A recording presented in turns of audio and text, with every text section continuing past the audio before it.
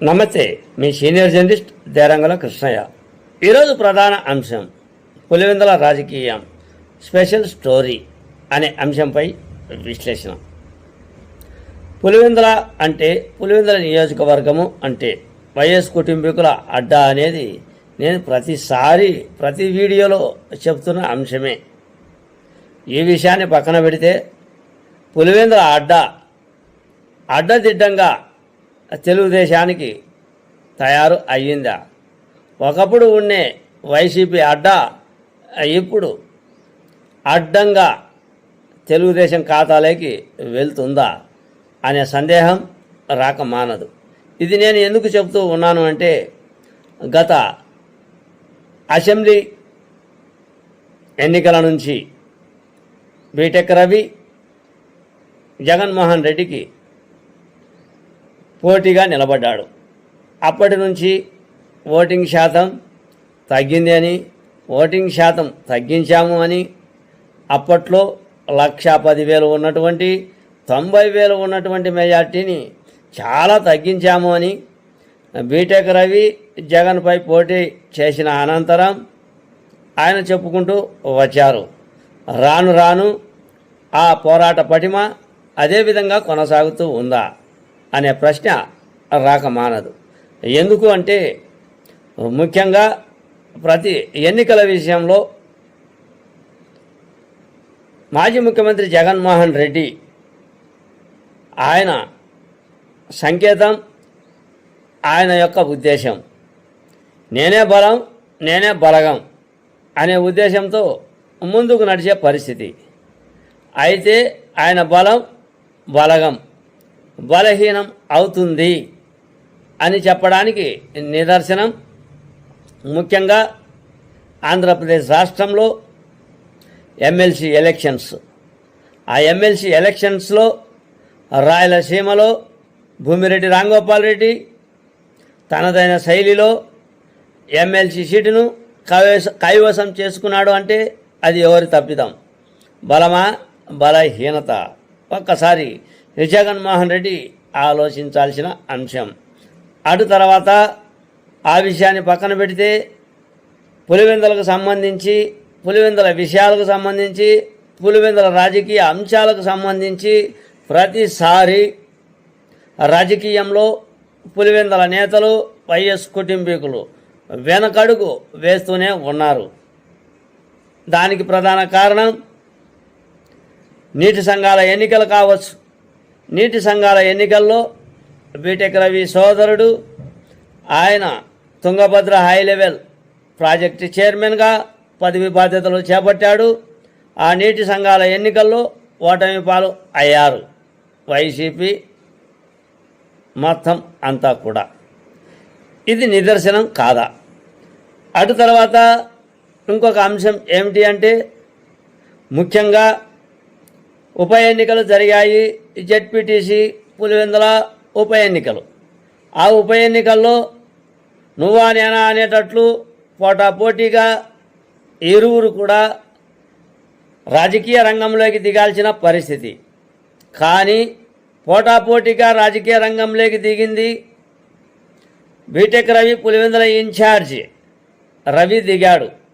ఆయన సతీమణి అయినటువంటి మారెడ్డి లతారెడ్డిని అభ్యర్థిగా నిలబెట్టాడు. అటు తర్వాత ఏమైంది రాజకీయం?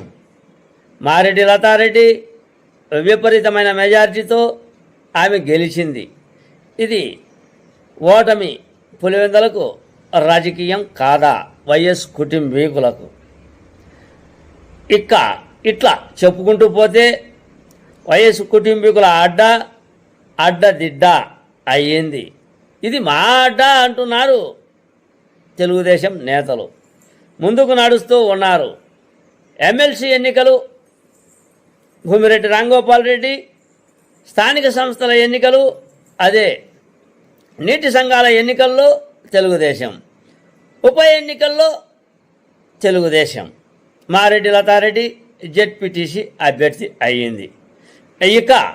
ఇక ముందుకు నడుస్తున్నది ఏమిటి అంటే, ఇక రాబోయే ఎలక్షన్లు మున్సిపాలిటీ ఎన్నికలు. ఈ మున్సిపాలిటీ ఎన్నికల్లో అది అక్టోబర్లోనో ఆ తర్వాత ఏదో ఒక నెలలోనో రాబోయే నెలల్లో ఈ మున్సిపాలిటీ ఎన్నికలు జరగనున్నాయి.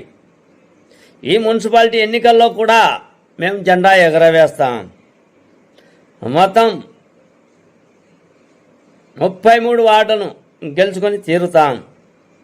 ఈ వార్డులన్నీ కూడా మేము కైవసం చేసుకుంటాం అని యథేచ్ఛగా ఛాలెంజ్లు విసురుతూ ఉన్నారు. ఎవరు? పులివెందుల ఇన్ఛార్జ్ అయినటువంటి బీటెక్ రవి కావచ్చు, జమ్మలమడుగు ఎమ్మెల్యే అయినటువంటి ఆదినారాయణ రెడ్డి కావచ్చు. వీళ్ళు ఛాలెంజ్లు విసురుతూ ఉన్నారు. వీళ్ళు ఛాలెంజ్లు గతంలో పనిచేశాయి. బీటెక్ రవి ఎమ్మెల్యేగా నిలబడినప్పుడు జగన్మోహన్ రెడ్డిని ఎదురీతి మెజార్టీ తగ్గించాడు అనే నానుడి. అటు తర్వాత నీటి సంఘాల ఎన్నికల్లో బీటెక్ రవి సత్తా. అటు తర్వాత జడ్పీటీసీ ఉప ఎన్నికల్లో బీటెక్ రవి సత్తా. ఇప్పుడు మిగిలింది సత్తా. అది ఎవరి సొత్తా అనేది ఈ వైసీపీ ఎమ్మెల్యేల సొత్తు అవుతుందా? పులివెందుల తెలుగుదేశం నేతల సొత్తు అవుతుందా? చూద్దాం. ఇప్పుడు మున్సిపాలిటీ ఎన్నికలు జరగనున్నాయి. అయితే ఈ నినాదం జరుగుతూ ఉంది. ప్రస్తుత రాజకీయ స్థితిగతుల ప్రకారం చూస్తే గతాన్ని పోల్చుకుంటే అడ్డాలేని వైసీపీ నేతలకు అడ్డదిడ్డంగా మారి తెలుగుదేశం నేతలకు దారులు ఏర్పాటు చేశారు. ఇదే నా దారి రహదారి అనే విధంగా ఈ ఎన్నికల్లో, స్థానిక సంస్థల ఎన్నికల్లో అయితే ఇక సమరం, స్థానిక సంస్థల సమరం, మున్సిపాలిటీ సమరం. మూగా నోములు ఉంటాయా? మూగా పోయిన రాజకీయం ఉంటుందా? మేమే మా మాటే అని మాటల రూపంలో, మాటల యుద్ధం రూపంలో మూగకు నాంది పలుకుతుందా? మేమే మొత్తం అంతా కూడా రాజకీయాన్ని శాసిస్తాం, మేమే మగవాళ్ళం అని తెలుగుదేశం చెప్పుకుంటూ వస్తుందా? వేచి చూడాల్సిన అంశం. ఇది నేను ఎందుకు చెబుతూ ఉన్నాను అంటే, ప్రస్తుత రాజకీయ పరిస్థితుల ప్రకారం చూస్తే ఒకవైపు జగన్మోహన్ రెడ్డి, ఒకవైపు బీటెక్ రవితో పాటు బీటెక్ రవి జగన్మోహన్ రెడ్డితో పోరాడే వ్యక్తి కాదు. ఆస్తుల విషయంలో కానీ, జనాల విషయంలో కానీ, ఆర్థిక పరంగా కానీ, అటు తర్వాత ఇంకా ఎన్నో రకాల పరంగా కానీ పాతుకుపోయిన వైఎస్ జగన్మోహన్ రెడ్డి రాజకీయం 40 ఏళ్ళ రాజకీయం. పోరాపాటు రాజకీయం చేస్తున్నాడా, పోటీ రాజకీయం చేస్తున్నాడా అనే నినాదంతో ముందుకు వెళ్తున్నాడు బీటెక్ రవి. అయితే ఇక్కడ పోటీ రాజకీయానికి నారా చంద్రబాబు నాయుడు, నారా లోకేష్, అటు తర్వాత ఇతర నేతలు బీటెక్ రవికి బిగ్గెస్ట్ సహాయం చేస్తూ ఉన్నారా? ఆ బిగ్గెస్ట్ సహాయంతో బీటెక్ రవి బీ రెడీ అని వైఎస్ కుటుంబీకులతో యుద్ధం చేస్తూ ఉన్నాడా అనేది రాబోయే స్థానిక సంస్థల ఎన్నికలు, మున్సిపాలిటీ ఎన్నికల్లో ఒకవేళ వైసీపీ కంగు తింటే, వైసీపీ రాజకీయం వెనక పడితే ఇక వచ్చే 2029 అసెంబ్లీ ఎన్నికల్లో జగన్ నాటకానికి ముఖ్యంగా బీటెక్ రవి స్వస్తి పలుకుతాడా? జగన్ నాటకం ఇక ఆపండి మీ నాటకం అని నాట్యం చేస్తాడా బీటెక్ రవి? రాజకీయ నాట్యం. వేచి చూడాల్సిన అంశం.